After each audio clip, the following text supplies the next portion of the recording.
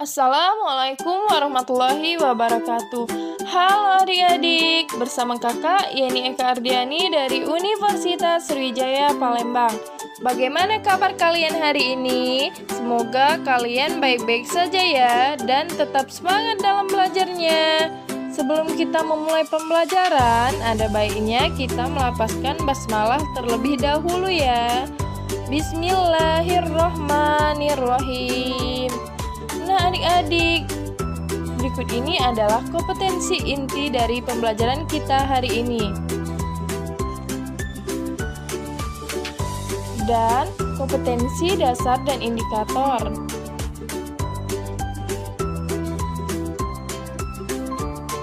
Nah, jadi pembelajaran kita hari ini yaitu tentang suhu dan kalor. Nah adik-adik, sebelum kita masuk ke pembahasan, berikut ini adalah tujuan pembelajaran kita pada hari ini.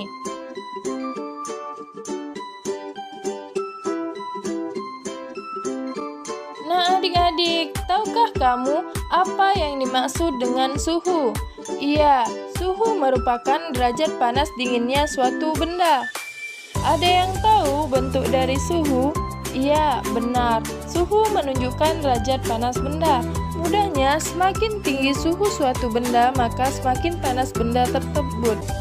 Berikut ini adalah contoh dari suhu dalam kehidupan sehari-hari, yaitu saat berjalan di aspal atau pasir yang panas, es krim dan es batu yang meleleh saat digenggam oleh tangan.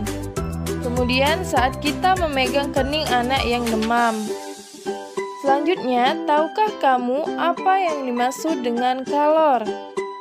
Iya, benar. Kalor atau panas adalah suatu bentuk energi yang bisa berpindah karena perbedaan suhu, yaitu berpindah dari benda bersuhu tinggi atau panas ke benda bersuhu rendah atau dingin.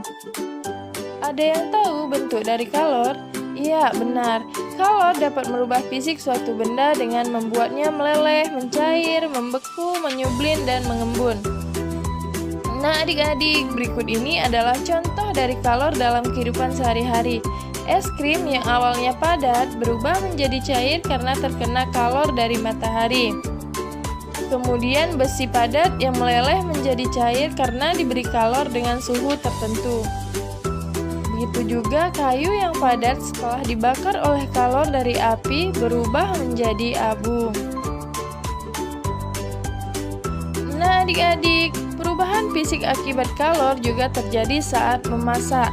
Contohnya, telur yang awalnya berupa cairan kental saat digoreng oleh kalor dari api berubah menjadi matang dan lebih padat. Begitu juga dengan mentega yang meleleh karena panas kompor. Selanjutnya, kita akan membahas perbedaan kalor dan suhu. Panas adalah salah satu bentuk energi, sedangkan suhu adalah besaran. Panas dapat diukur menggunakan kalorimeter, sedangkan suhu dapat diukur menggunakan termometer. Satuan panas adalah kalor, sedangkan satuan suhu adalah derajat, Celcius, Reaumur, Fahrenheit, dan Kelvin.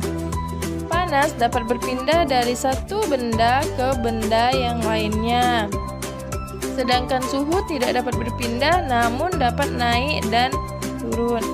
Nah, sekarang coba kita perhatikan gambar berikut ini ya adik-adik. Kira-kira dari gambar tersebut adakah perbedaan yang kalian temukan? Iya benar, ukuran panci A lebih besar dari panci B dan panci A berisi air lebih banyak dari panci B. Nah, jadi jika kedua panci itu didihkan, panci manakah yang memerlukan lebih lama untuk mendidihkan air di dalamnya? Iya, benar. Panci A lebih membutuhkan waktu yang lebih lama untuk mendidihkan air karena jumlah airnya lebih sedikit dari panci B.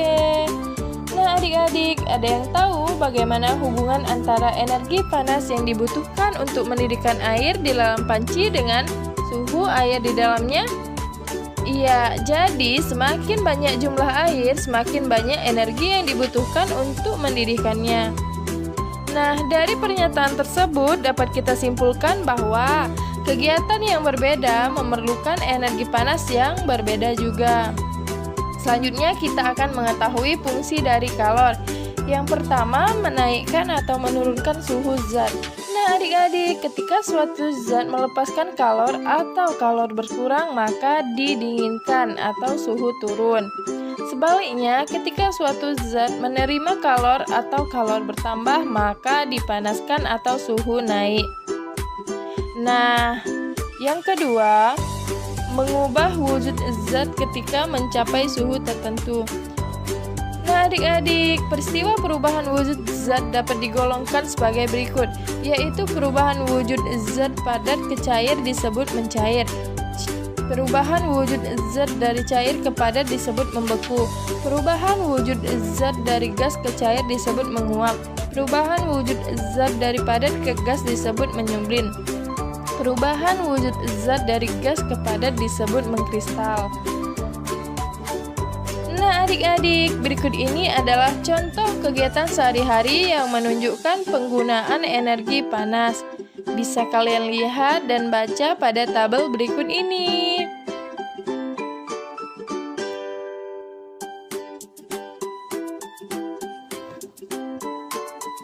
Nah adik-adik, seperti yang sudah dijelaskan bahwa suhu menunjukkan derajat panas suatu benda. Semakin tinggi suhu suatu benda, maka semakin panas benda tersebut. Perlu adik-adik ketahui, energi panas dapat mengubah benda. Beberapa benda akan mengalami pemuaian dan penyusutan. Berikut ini penjelasannya. Nah, ada yang tahu apa yang dimaksud dengan pemuaian dan penyusutan? Iya, benar. Pemuaian panas adalah perubahan suatu benda yang dapat menjadi bertambah panjang, lebar, luas, atau berubah volumenya karena terkena kalor atau panas. Sedangkan penyusutan adalah perubahan suatu benda yang menjadi berkurangnya panjang, lebar, luas karena terkena suhu dingin. Pemuaian dan penyusutan juga dapat terjadi pada logam, udara, dan air. Berikut ini adalah contoh dari pemuaian dan penyusutan. Yang pertama, bingkai jendela dibuat sedikit lebar dari ukurannya sebenarnya untuk ruang muai. Yang kedua, udara di dalam ban saat memuai karena panas. Yang ketiga, karet atau kabel yang dipasang kendur agar tidak putus saat memuai. Yang keempat, pemuaian terjadi saat gelas dituang air panas. Yang kelima, pemasangan celah di antara batang rel untuk ruang muai. Yang keenam, cairan dalam termometer dapat memuai ketika mendapatkan panas dari dalam tubuh. Nah adik-adik, selanjutnya kita akan melakukan percobaan. Tujuan percobaan kita yaitu untuk memperlihatkan prinsip kerja termometer sebagai alat pengukur rendahnya suhu. Nah, berikut ini adalah alat dan bahan yang harus kita persiapkan. Yang pertama air, yang kedua pewarna makanan, yang ketiga botol kecil, yang keempat sedotan bening, yang kelima lilin mainan, yang keenam kain hangat, yang ketujuh spidol. Nah adik-adik, berikut ini adalah langkah-langkah percobaan. Yang pertama, kita tuang sedikit air yang telah diberi beberapa tetes pewarna makanan ke dalam botol. Yang kedua, tandai batas atas permukaan air dalam botol dengan menggunakan spidol. Yang ketiga, masukkan sedotan sehingga menyentuh permukaan air dalam botol. Yang keempat, tutup dengan rapat sekeliling ujung lubang leher botol dengan plastisin sehingga tidak ada udara yang bisa masuk ke dalam botol. Yang kelima, kita tempelkan kain hangat pada botol dan kita perhatikan baik-baik ya. Yang terakhir, tandai dengan spidol batas permukaan air di dalam botol setelah botol ditempelkan kain hangat. Nah adik-adik, itulah tadi langkah-langkah percobaan yang sudah kita lakukan ya. Berdasarkan kegiatan yang sudah kita lakukan, marilah kita secara bersama-sama menjawab pertanyaan berikut ini. Nah, pertanyaan yang pertama, mengapa air di dalam botol dapat naik? Ada yang tahu? Iya, benar. Air dalam botol memuai karena menerima panas yang berasal dari kain hangat. Pertanyaan yang kedua, adakah peristiwa perpindahan panas pada percobaan tersebut? Ada yang tahu? Iya, benar. Perpindahan panas terjadi dari kain hangat ke air yang ada di dalam botol. Yang terakhir, siapa yang bisa menyimpulkan apakah yang kamu dapatkan dari kegiatan yang sudah kita lakukan? Iya, benar. Permukaan suatu zat akan naik ketika dipanaskan, dan juga permukaan suatu zat akan turun ketika didinginkan. Jadi, siapa yang bisa menyimpulkan pembelajaran kita pada hari ini? Iya, benar sekali. Jadi, panas atau kalor dan suhu adalah dua hal yang berbeda. Suhu adalah besaran yang menyatakan derajat panas suatu benda. Suhu suatu benda menunjukkan tingkat energi panas benda tersebut. Satuan suhu yang digunakan di Indonesia adalah derajat Celcius, dan alat untuk mengukur suhu disebut termometer.